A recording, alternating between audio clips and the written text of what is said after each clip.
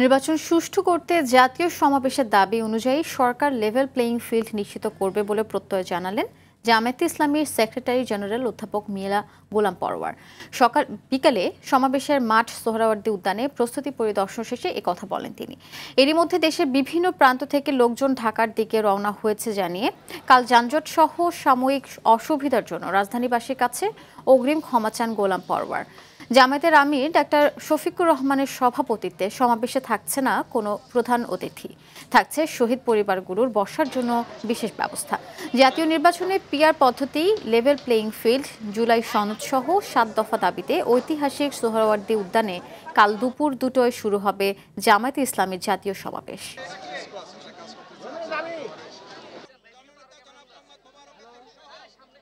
৭ দফা এবং আরো দফা জনগণের বাড়ছে।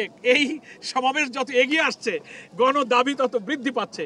সবই জাতীয় নেতৃবৃন্দ আগামীকাল এই সমাবেশ থেকে ইনশাআল্লাহ উচ্চকিত করবেন। নিশ্চয়ই আমরা নির্বাচনে যাব, নিশ্চয়ই নির্বাচনের আগে লেভেল প্লেইং ফিল্ড এবং অনুকূল পরিবেশ সৃষ্টি করতে হবে ইনশাআল্লাহ, সেই চেষ্টা করব।